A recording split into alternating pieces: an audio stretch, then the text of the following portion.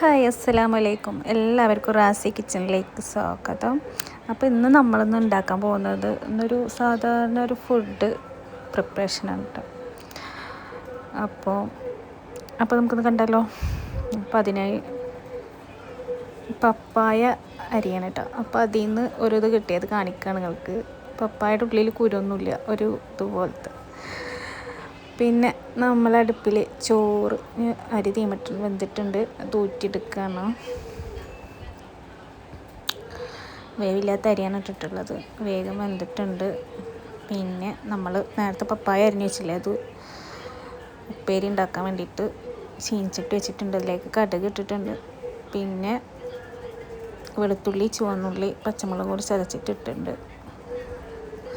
അത് ഇതിൽ എടുക്കാൻ വിട്ടുപോയി. നമ്മൾ നേരത്തെ അരിഞ്ഞു വെച്ച പപ്പായ കഴുകിയിട്ട് അതിലിട്ടിട്ടുണ്ട്. അങ്ങനെ വഴറ്റി കൊടുക്കുകയാണ്. ലേശം മഞ്ഞൾപ്പൊടി ഇട്ടിട്ടുണ്ട്, മഞ്ഞ കളറിന് വേണ്ടിയിട്ട് കേട്ടോ. സാധാ ഒരു ഫുഡ് പ്രിപ്പറേഷനാണ്, അല്ലാണ്ട് സാധാരണ നമ്മളെ വീട്ടിലൊക്കെ ഉണ്ടാക്കുക. അതൊന്നുമില്ല, വീഡിയോ ആയിട്ട് ഇട്ടെന്നുള്ളൂ. പിന്നെ മാങ്ങാത്തോലിട്ടിട്ട് അയില മുളകിടാണ്. പിന്നെ കൂന്തൽ റോസ്റ്റ് ഉണ്ടാക്കുന്നുണ്ട്. നമ്മൾ മാങ്ങാത്തോലിട്ടുള്ള കറി നോക്കട്ടോ.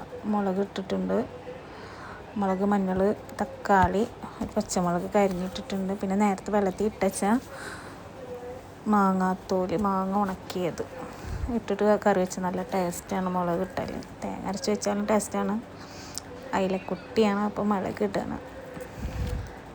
അപ്പോൾ അതിനായിട്ട് കലക്കി വെക്കുകയാണ്. മാങ്ങാത്തോലി കഴുകിയിട്ടിട്ടുണ്ട്.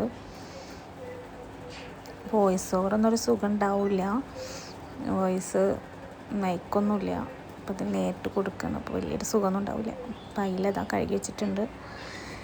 നല്ല തിരുമ്പിയിട്ട് ഗ്യാസൊക്കെ അടിപൊളിയായിട്ടൊക്കെ എടുക്കണം കേട്ടോ ഗൈസ്.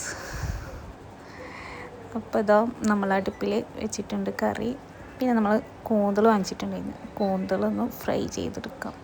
അതിനായിട്ട് വേപ്പില, ചുവന്നുള്ളി ഒക്കെ വെളിച്ചെണ്ണയിൽ മൂപ്പിച്ചെടുക്കും.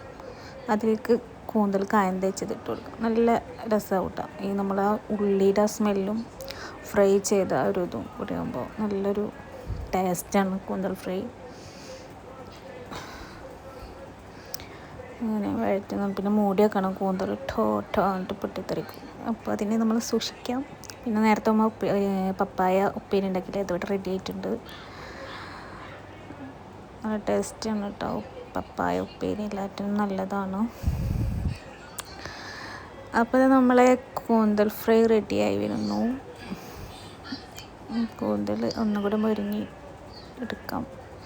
നമ്മളെ ഫുഡ് റെഡി. അപ്പോൾ നമ്മളെ വീഡിയോ ഇഷ്ടമായാലും ലൈക്ക് ചെയ്യുക, സബ്സ്ക്രൈബ് ചെയ്യുക, ഷെയർ ചെയ്യുക.